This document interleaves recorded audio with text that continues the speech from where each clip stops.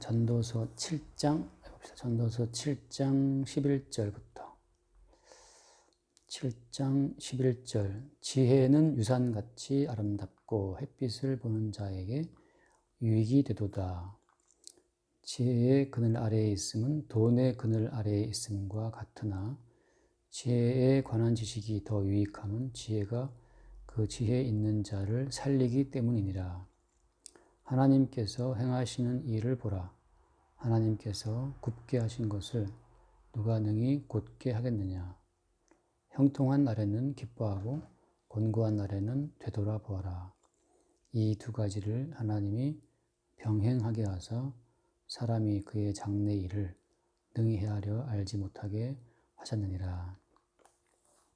근데 지혜에 관한 말이 나오잖아요. 근데 이미 우리가 지혜가 무엇이다, 이미 우리는 이제 알고 있죠. 이제 신약 시대에 왔기 때문에 지혜가 곧 우리 이제 주님이라는 사실, 그리고 이제 십자가 못 박히신 예수 그리스도가 하나님의 능력이고 하나님의 지혜다. 그걸 알고 있잖아요. 헬라인들에게는 이제 미련한 거지. 그러니까 말하자면 이제 여기서 말하는 성경에서 말하는 지혜는 이게 감추어진 거예요. 그러니까 남들이 볼 땐 그냥 돌덩어리야. 그러니까 옛날 아프리카 토인들이 놀고 있었는데 돌덩어리 갖고 그 미국 사람이 가서 보니까 그게 다 다이아몬드였던 거야. 그래서 이제 가치를 알아보지 못하는 어떤 사람들, 근데 가치를 알아본 어떤 사람들. 그러니까 알아본 사람에게 그게 보물이지만 그걸 모르는 사람에게는 그냥 미련스러운 이야기인 거죠. 거리껴지는 이야기고. 그러니까 십자가 못 박히신 예수 그리스도, 그 십자가 달리신 예수 그리스도가 하나님의 구원을 입은 우리에게는 지혜인 거지.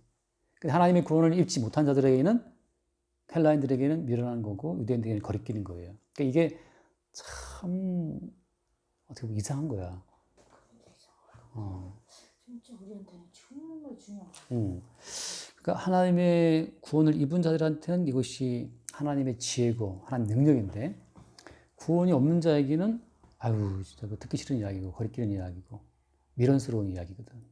그러니까 이거는 늘 말하자면 보편적인 보편타당한 진리가 아닌 거예요. 복음이라는 것은 감추인 거기 때문에, 계시에 속한 거기 때문에 하나님의 사랑을 입은 자에게만 보이는 아주 특별한 거죠. 그래서 이제 그 지혜라고 말할 때 지혜는 헤리티지, 유산같이 아름답다. 유산이 아름다운가? 이제 내가 땀 흘려 일한 것이 아니잖아.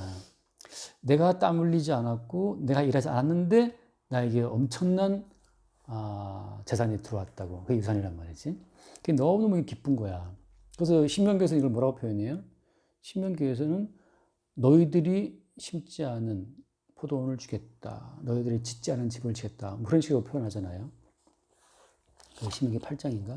나는 예전에 그 말씀이 너무너무 좋았어. 야, 좋다. 참. 이제 어떻게 보면 뭐 일하기 싫어하는 게을른 놈의 그 바람이기도 한 것 같지만, 거기 인간의 모든 행위를 싹 배제하는 말씀이거든. 니들이 준비한 거 아니다.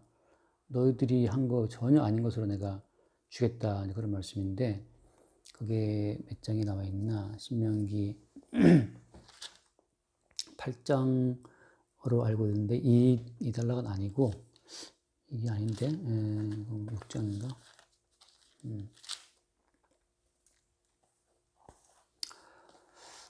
그 6장이네요. 신명기 6장 이제 10절, 11절 나온 얘기잖아.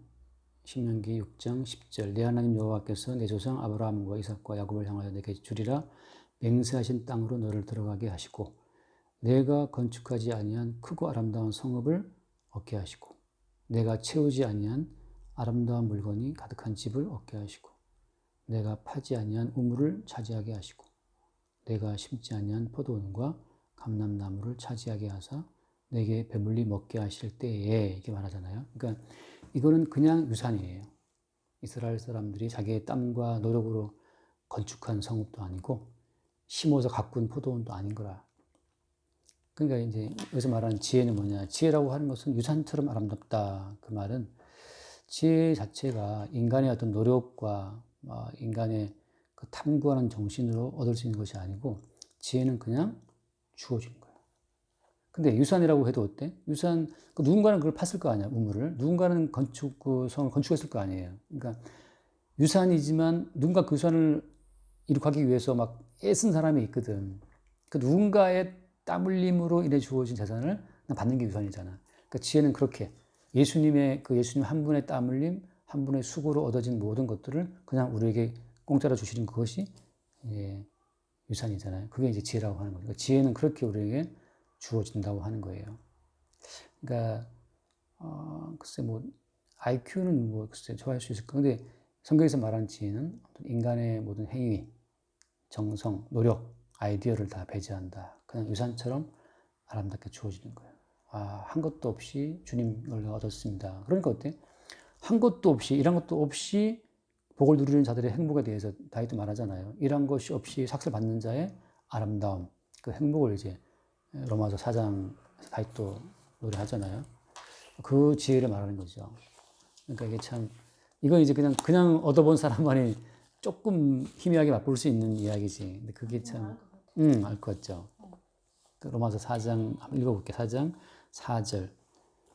일하는 자에게는 그 삭시 은혜로 여겨지지 아니하고 보수로 여겨지거니와 이를 아니할지라도 경건하지 아니한 자를 의롭다 하시는 이를 믿는 자에게는 그의 믿음을 의로 여기시나니 일한 것이 없이 하나님께 의로 여기심을 받는 사람의 복에 대하여 다윗이 말한 바 불법이 사함을 받고 죄가 가려짐을 받는 사람들은 복이 있고 주께서 그 죄를 인정하지 아니하실 사람은 복이 있도다.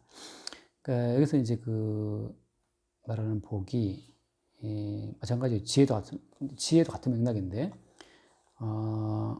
여기서 지금 뭘 말하냐면 불법의 사함을 말하고 죄의 가려짐을 말하거든. 이제 성경에서 말한 지혜와 행복, 그다음에 뭐 축복 이 모든 것은 죄와 연관되어서 다 나오는 이야기들이에요. 그래서 십자가에 못 박히신 예수 그리스도가 하나님의 지혜다라고 말할 때는 그 죄의 문제. 근데 죄라고 하는 것이 뭘 초래해요? 죄라고 하는 것은 사망과 형벌을 초래하거든.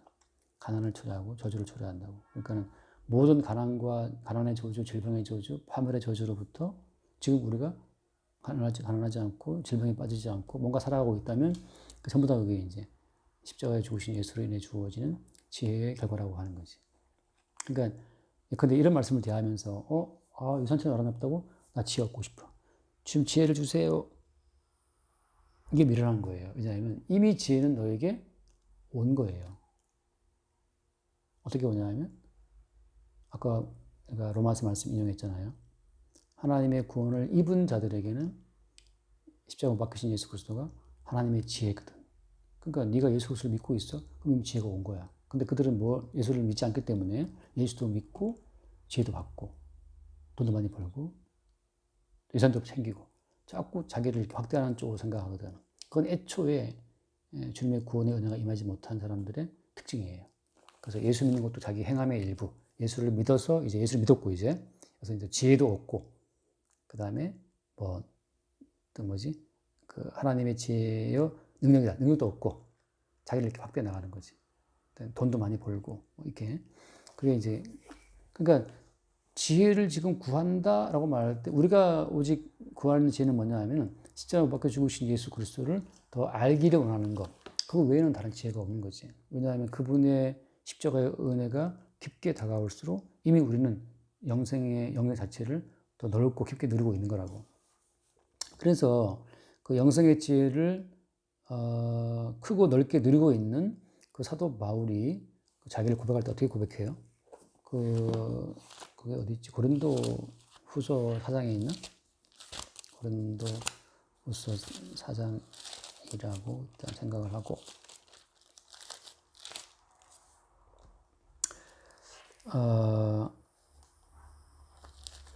아니다. 6장인가? 6장이네. 6장. 거기 보면은 6장 9절부터 보면 이게 참 역설적인 말이 계속 반복돼.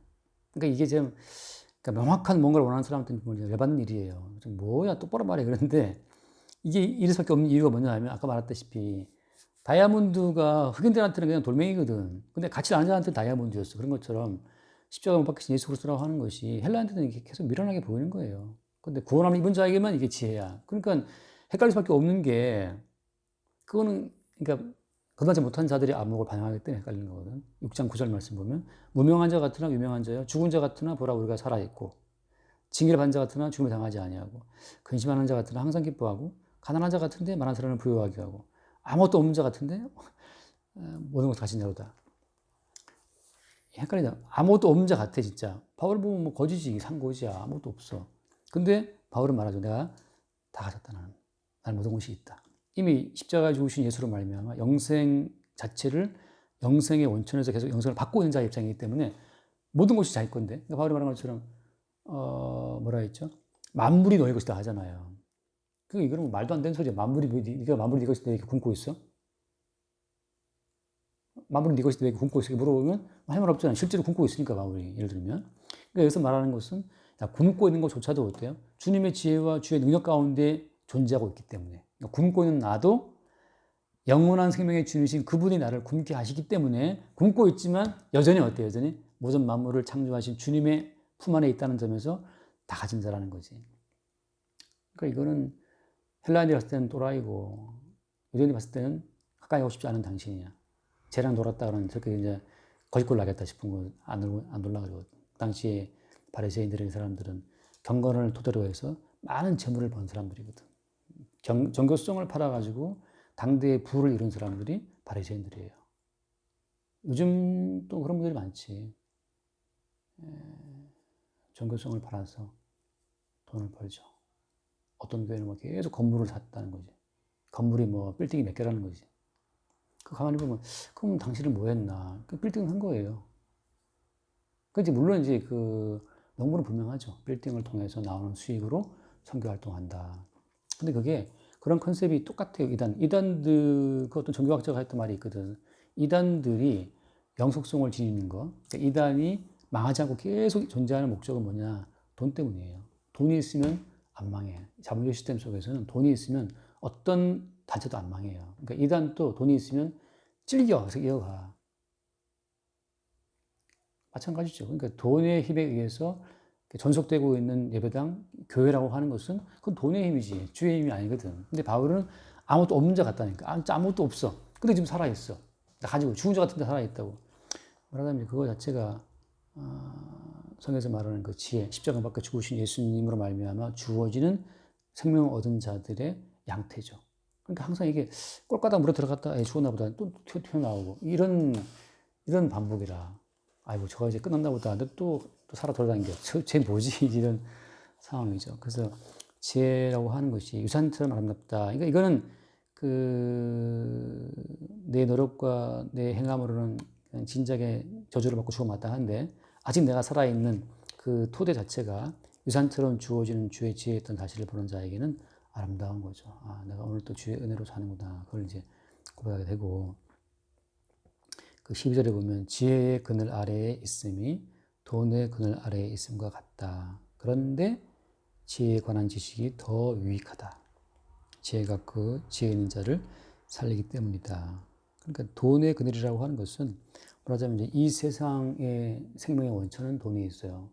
하나님과 재물을 겸하여 못 섬긴다. 그러니까 하나님과 예수님이 대비해서 돈을 비교하거든. 그러니까 사람들은 누구를 믿어요? 사실은 돈을 믿어요. 그러니까 아까 말했다시피 바리새인들은 종교성을 팔아서 장사하는 사람들이거든. 돈 버는 사람들이라. 그래서 누가 보면 16장에 나와 있잖아요.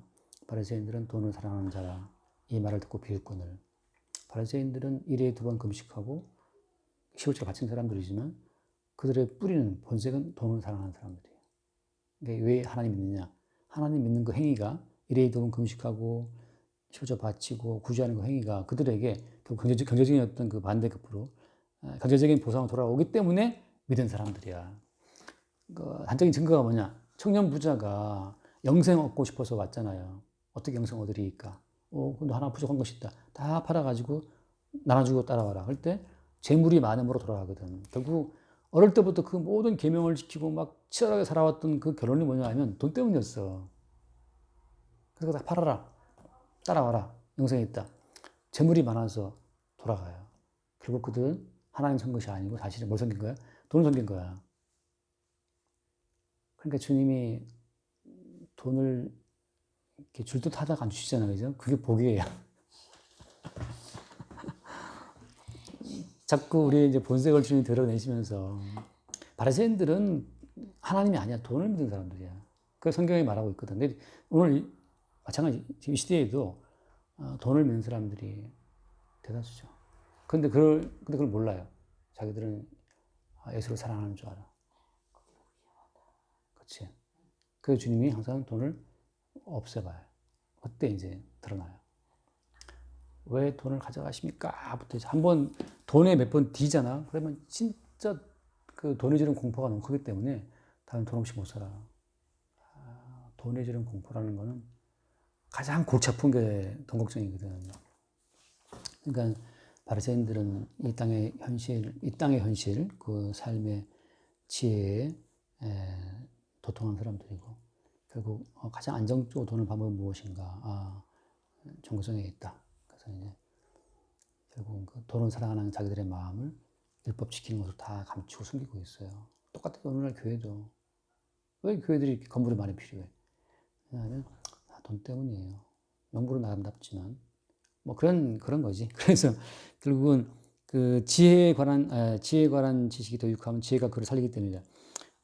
돈의 그늘과 지혜의 그늘을 비교함으로써 실제 우리가 돈을 더 믿고 있다는 사실을 주님도 말씀하고 있거든. 그러니까 우리는 죽음 마땅한 자들이고 그래서 예수님 대신 죽으신 거야. 그러니까 목사님 우리는 그렇지 않지 않습니까?